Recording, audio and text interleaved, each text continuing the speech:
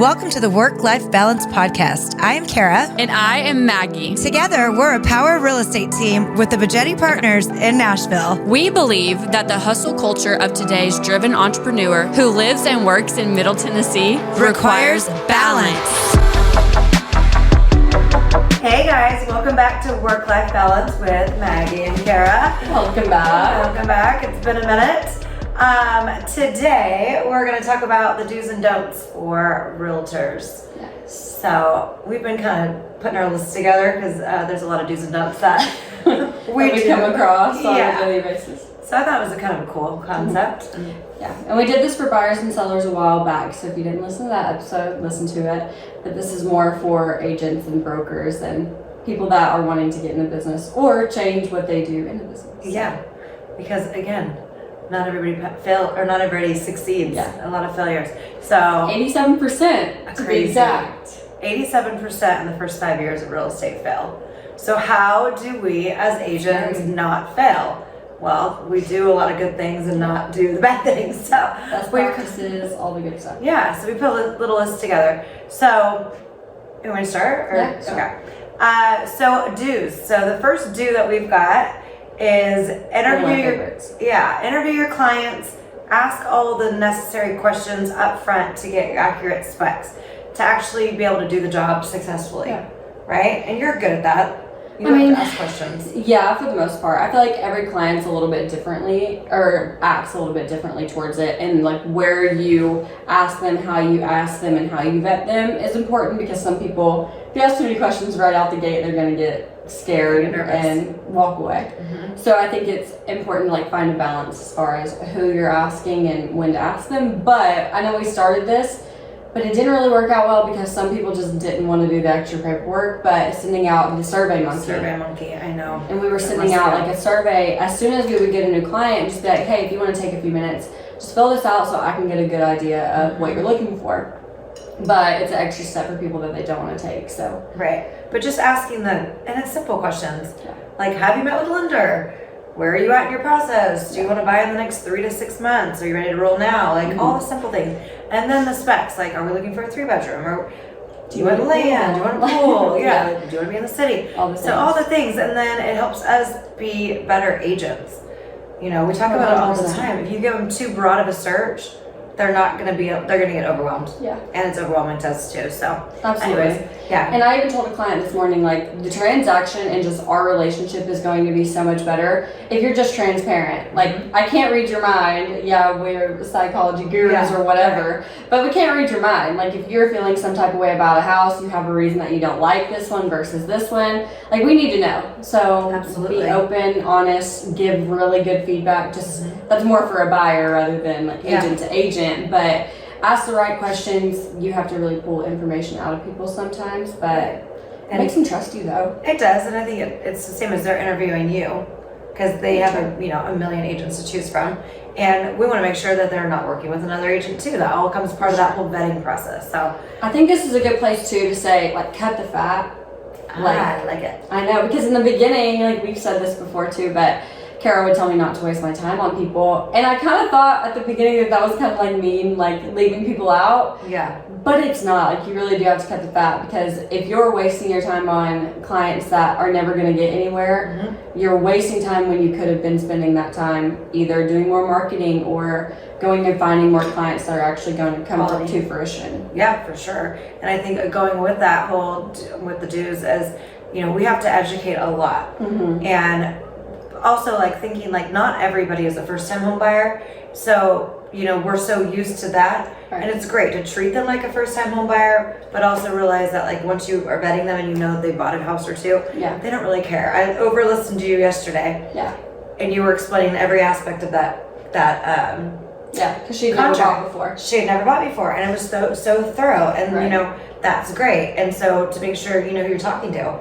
Do they need to have step-by-step? For sure. Then you need to do that. Yeah, and I asked that question up front yesterday. I was like, how in depth do you want me to go? Because I can sit here and read every line to you, but I'm sure you don't want a 2.5-hour phone call of legal jargon. Or, I mean, even just with some other clients we have, there's cases like that where I go through the whole offer and explain every document that they're signing. And then there's some times where I'll just fill out everything, send it to them. They want to read it on their own, and if they have questions, they'll come back. And typically, that's people that have bought before. Which like it makes it so easy for us, especially when it comes to the closing table and you're like, just sign here. They don't need to see like all the contracts and stuff. So it's again just educating and knowing who you're talking to.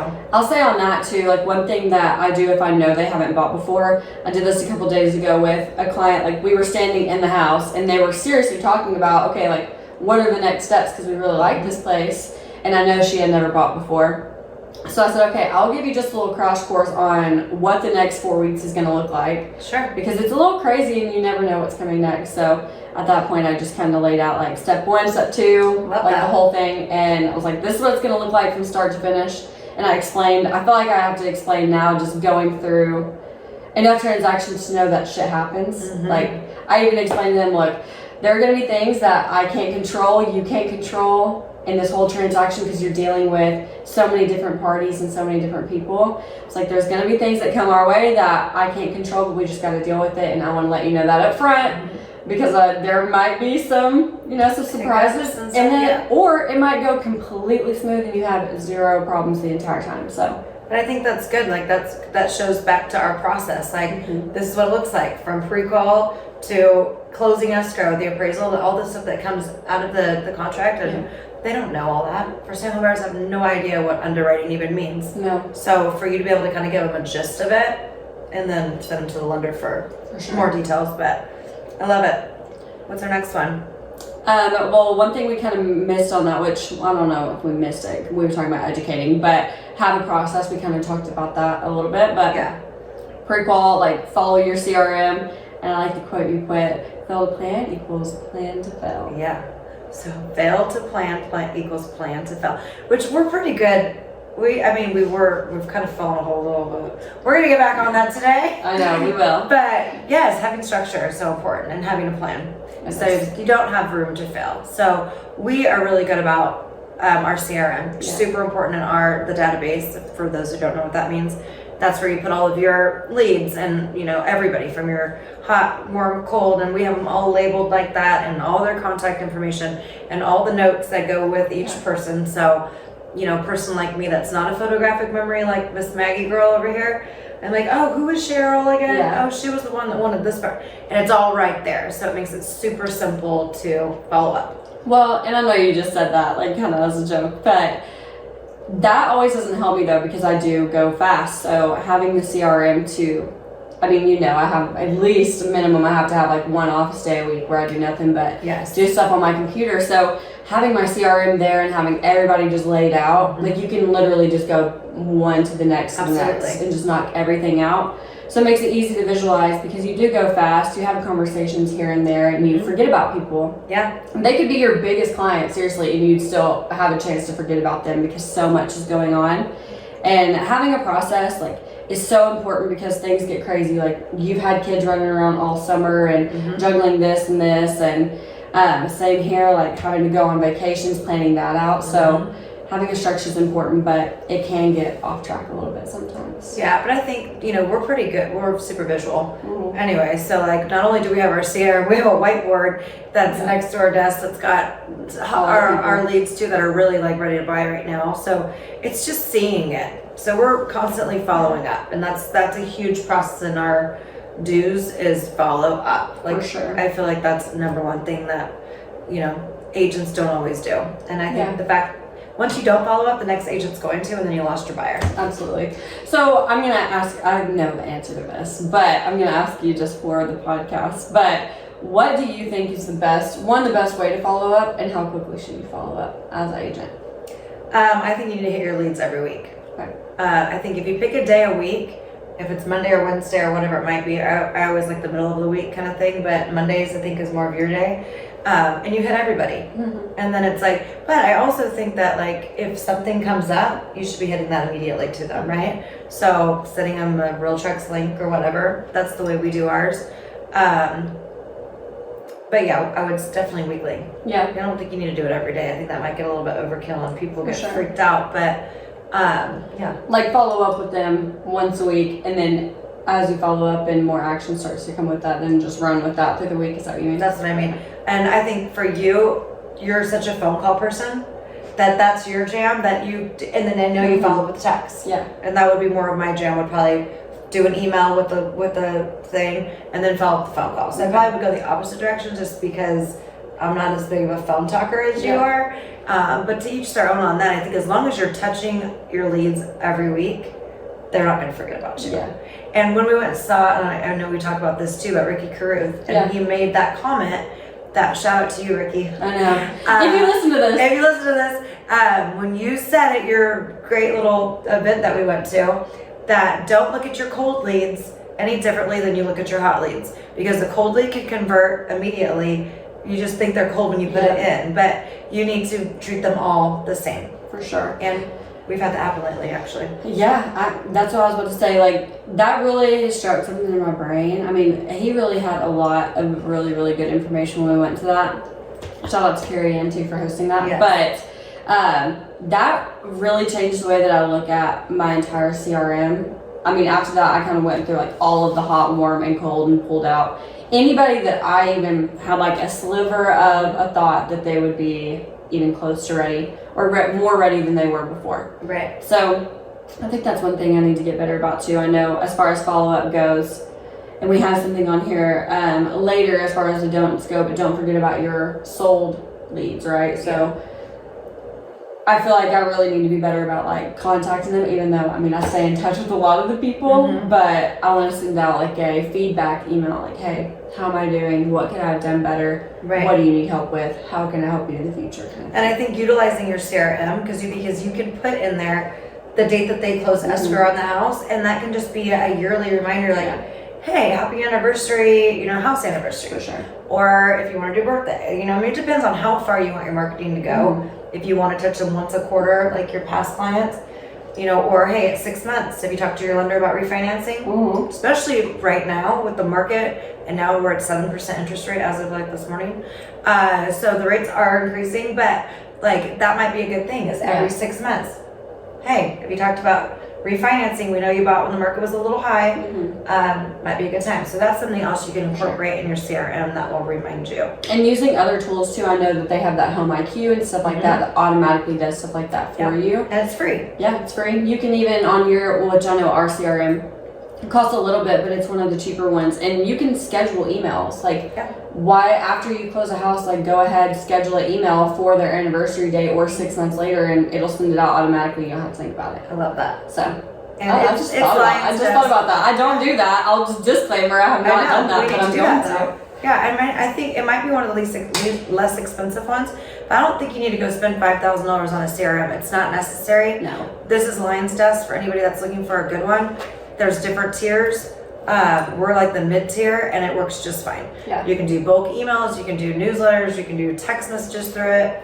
You can do phone calls through it. But there is a trick though that Kara knew that I guess nobody else knew. I don't know. But if you go on Lion Desk website, it'll say that it costs $99, right? But you called and they gave it to you for like $25, right? There's always a sales price. Always call. Kara called now. It's like way I was like, cheaper. no, I only want to pay X amount of money. Okay, we'll give it to that. I hope they don't listen to this. Whoever at Lion Desk, but whatever. Okay, so we love this one, social media. I mean, clearly we're on a podcast. Yeah. We do that as part of our marketing. We definitely post. We do. We try to post it like minimum 3 or 4 times a week. Yeah, which we're going to make that. I think we need to up that, just daily posting of something. But social media is important. And what I read about that is not only are your clients and friends and family wanting to know about like your listings and what you're selling and the highs of your business, but a lot of people that follow us and y'all out there, they are also wanting to know about the community, like what's happening in Franklin or what's happening in Murfreesboro this weekend, and maybe highlight a neighborhood each week. Yeah. Like go around and look, like what's Franklin Green look like this week? What's Leapers Fork look like this week? And like you could go, that would be an awesome way to not only educate your clients too, but bring people onto your page. Well, a funny little stat on that, when obviously we weren't as busy, like when we first started everything, I was much more on top of the social media than I am now. But I was doing reels there for a little bit. I don't know if you remember, like I did one at the factory and I did one at like downtown Franklin and some of the other things. I think that's kind of what you're talking about, right? When you're talking about doing reels. Yep. Well, that has been, we've had some pretty high views on some stuff, but that's been the highest viewed video that we have. It's like the walking around downtown Franklin in the factory. Then we need to do more of those. It shows it works. Shows it works. Yes. People love it. They want to see what's up. Yes. And so the next one that she has is, you are your personal brand. So I love that. Like, It's you just true. have to be yourself. You got to be who you want to perceive, because real estate doesn't leave you. You could be at a neighborhood barbecue. You could be at a community event. You could be at your mother-in-law's house.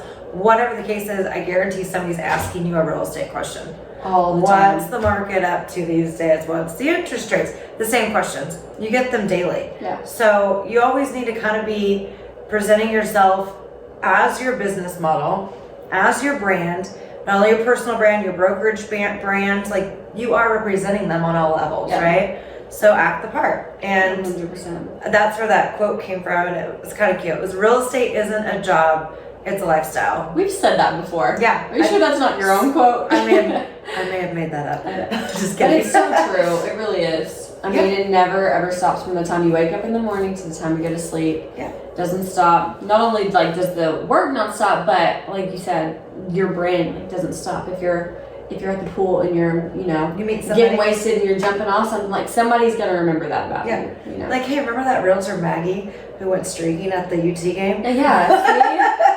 Like, I mean, but Wait, that's did that true. It's true, and everybody remembers everything. So well, social media doesn't let you forget. So. And it can never get deleted.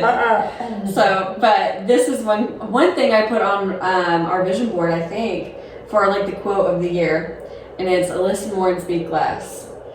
But I liked that because you've gotten better at that. I have, I think. Like with clients, especially. Yeah, with clients. Even like the podcast too, I've noticed that I've gotten better about it, like letting other people talk. Just disclaimer, ADHD will make you do that. Like if you have a thought, it's like coming out of your mouth, right? So I don't mean to cut people off, I promise. I just get so excited about what I'm going to say that just word vomit. But that's important for agent to agent though.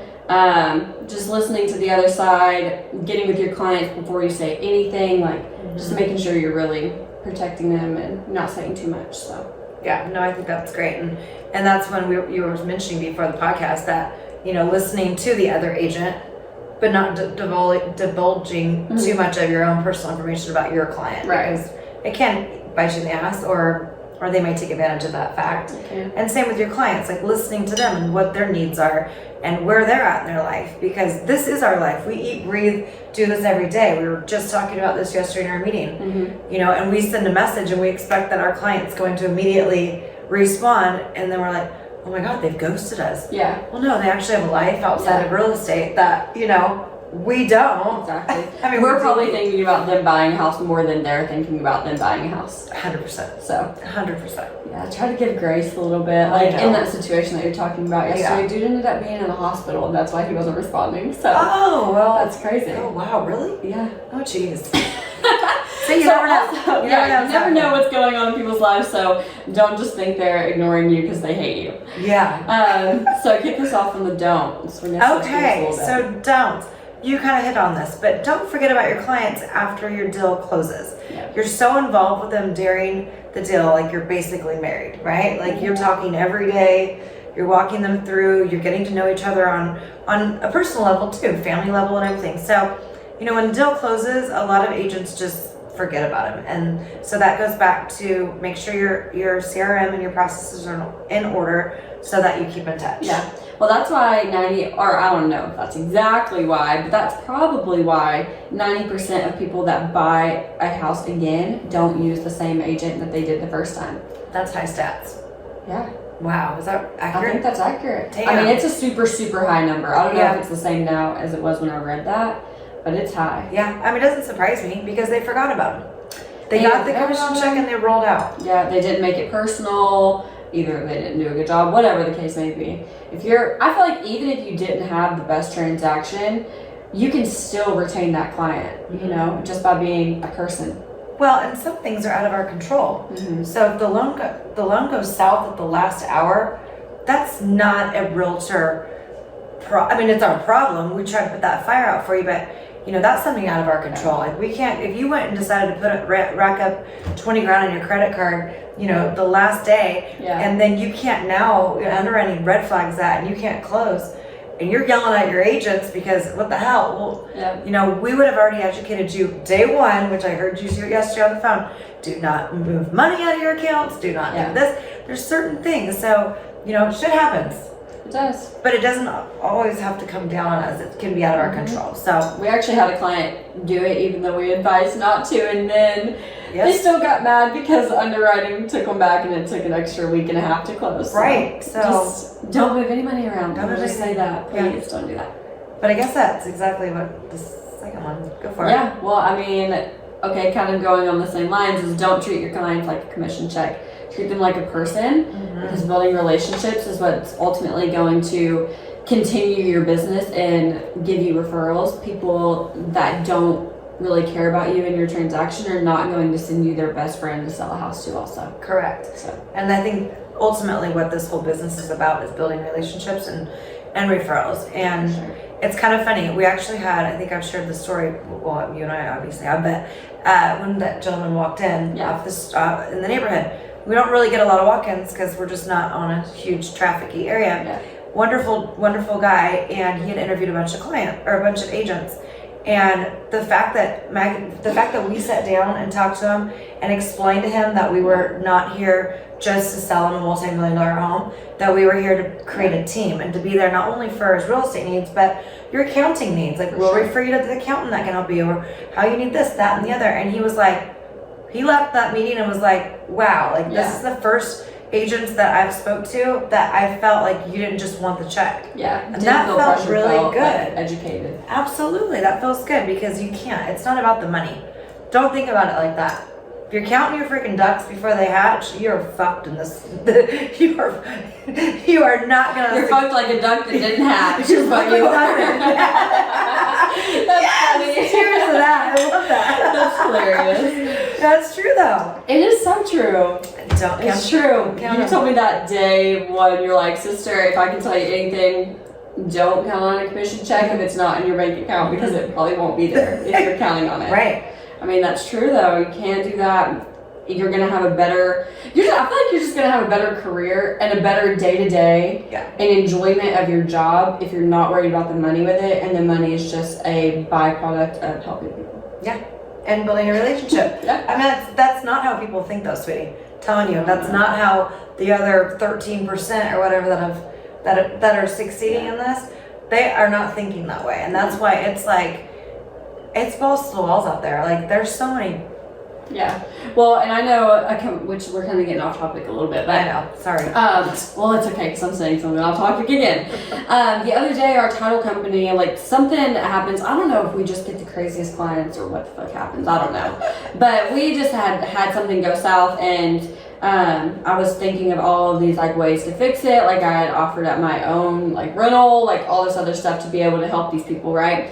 And I asked April at the title company, I said, is this just our clients? Like, or does this crazy stuff happen with everybody? And she's like, well, no, like crazy stuff happens. She's like, yours have been crazy. She's like, but this happens with everybody. The difference is you take it more personal than everybody else does. But I do. I take it personal when stuff goes wrong, because I know that my client's taking it personal when stuff goes wrong. Whether it's personal or it's just business, like, it's affecting their day-to-day. It's affecting their life in a major way, whether, they're having to come up with extra money or closing gets pushed back, whatever, that's affecting them. So I feel like if I treat it like it's affecting me too, or if I was in that position, I'm going to defend them better in that way. Yeah, or like you just said, they needed somewhere to stay for a day or two, you offered your rental. Right. That happened to my client last year, and I put them in my Airbnb because they were living in a campground. And I was like, okay, my place is vacant, move in there, have a nice hot shower, get out of your trailer for a few days, we're about to close your house. So it's like, going the extra mile, because you're right, it's very personal to them. And it can put them out, like, it's not like convenient. No, not at all, especially when they're so excited about their first house and then shit hits the fan and it makes the experience worse. So don't want that to happen. But No. treat your clients like they're your own family. Yeah. Or yourself. Yeah. Go ahead with the next one. Love this one because this is what creates longevity in this, is do not jeopardize your integrity, your loyalty, your reputation, all of that stuff to close a deal or to get a client. So in other words, be the best version of yourself as a professional in this business. Like, don't bullshit them, because people read right through bullshit. And they really truly do. And great, you landed them, but they're not going to like you at the end of the deal. So keep your integrity. That's huge. Like I said, there's a lot of snakes out there, and I just don't want to be one of those. Yeah, and the first thing that comes to my mind when I read that is more of like an agent to agent thing. I feel like you can lose your integrity and your reputation very quickly if you try to have somebody compromise their loyalty to somebody else and like poach a client, right? Oh. I mean, like reading all those 3 things, if you try to steal somebody else's client, that's going to ruin all 3 of those things for you right there. Yeah. Because everybody talks, especially when you're in small town Tennessee, everybody knows everybody, and you have to be very conscious of that. When they see dollar signs. For sure. And like, again, money talks to a lot of these people, and so that happened to Micah, remember? And that little sneaky kid. And well, I just try to tread lightly there too, because there's a fine line between trying to poach somebody and trying to help somebody too. Like, I mean, I just had a situation that I've come across where I know that these people are going to list at their house soon, right? I know that they've used another agent in the past multiple times, but that agent is not doing for them now what he or she should be doing for them, and giving them the service and giving them the attention that they want and need. But then also, like, they have that sense of loyalty also, like, well, I've used him in the past, I've known him my whole life, so I want to use him. But at the same time, if he's not doing for you what you should be having done for you, then that's another thing. So I feel like you do have to tread lightly there, and I probably wouldn't have said anything if I hadn't have known these people my whole life. Right. But So are they going to stay with their...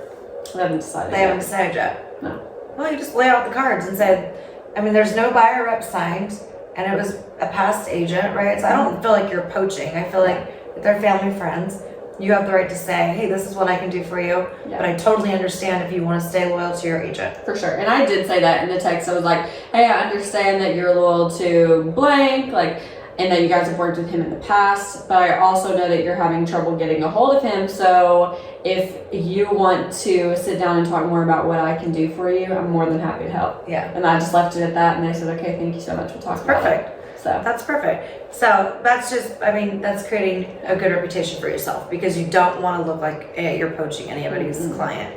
And we always, like, sidebar, we always ask when any lead calls in, Zillow lead, whatever, one of the first questions we ask in our process is, are you working with an agent? And if they say, well, they kind of skirt around it, we always say, have you signed a buyer rep? You know, and that's just one, crossing our T's so that we don't get stuck in a situation that we've been stuck in before. yeah. When, you know, here comes an agent on the last minute and they want the commission check. So anyways, just be a good person. I guess that's a good story to throw out there really quick, because we've got a little bit of time. We had a situation happen to us that a Zillow lead came. They told us that they were unrepresented, not trying to mislead or not trying to misinform, but genuinely because they didn't understand the process, and that's okay. But they didn't understand that 2 agents couldn't work together, right? So they wanted to use both agents, and that's just not how it works. No. So we got in a situation where we kind of had to fight over the client, and not necessarily fight over them. We were more than happy to let it go if they had a relationship, but the other person really didn't do anything for them while I had showed them like 20 houses. So I guess being very transparent about the process and being transparent about what your job is will keep you out of that situation. Yeah, in that case, actually, he did have a buyer rep, but it was expired months prior, but he was still trying to pull it. And so, long story short, they gave a referral fee to us, and we were happy to walk away from the deal. But yeah, it's just, and sometimes your clients really just don't know. And that goes back to the dues on educating them, because they just don't know. 100%. And there also was a language barrier on that one, and it was like, wait, what do you mean you can't work together? Well, I mean, if we're in the same brokerage, maybe, but like we're in totally different brokerages. and he's not even really an agent. It was just a whole thing, y'all. It was a whole thing. Okay, and so for one of the other ones, which kind of goes along with what we were just talking about with your reputation, but stay in your lane and don't answer a question if you don't actually know the answer. Yep, I love that one because that took you a minute in the beginning because you wanted to learn so much about the lending side, and I was like, that's not our job. Yeah. You focus on the real estate stuff, let the lender answer those questions, even though like you were learning, but the problem with that is it's not our license. Yeah. So if you misspeak on something, and it could come back and bite you in the ass. So our lane is real estate. Mm-hmm. They want to talk loan and they want to talk financing and all the stuff, interest rates and all of it. They got to talk to their lender. And so it's now you're totally get it. Well, yeah. Most agents do like that. That's a new thing where you just want to like educate. Just grasp everything. Everything, Yeah. right? And that's good. You know it. So when you hear it, Exactly. you know it to understand. But and that's why I wanted to learn it so bad, is just so I could understand what everybody was talking about and like what the hell's going on. What is this jargon? I don't even know what it means. Yeah, and now I can talk about it in a way that I know I'm giving correct information, but not giving away information that I don't know. Like, because there is a line for every loan you get, every situation that it's going to be different. So you can't just throw out numbers and every scenario be the same, because that's just not how it works. No. So you can know the basics without being able to know somebody's individual situation. Right, and our lane is already big enough. Yeah. We got a lot of aspects. We got 4 cars. We got 4 cars. And last, which we both enjoy, is don't ever stop learning. I mean, there's so many different facets to real estate, and like you're learning right now what it looks like to work with an investor, and you're getting to learn what ROIs look like and how to calculate that and all of that. And that's just important because there's just different, or a commercial deal, and there's just never stop. And fortunately, we have to continue education with real estate. So you have to. Yeah, that's it. Yeah. So well, we'll kind of recap really quick. Do you want to take the do's or do you want to take the don'ts? I'll take the don'ts. You take the do's. Okay. So to recap everything that we have said, agent to agent, and if you're going to get in this business, do interview clients, try to find out all of their specs, because then you'll be able to help them more. Educate them on the process, take them from literally start to finish before you even get into it. Again, have a process, have a CRM, make sure people are pre-qualified, all the good stuff.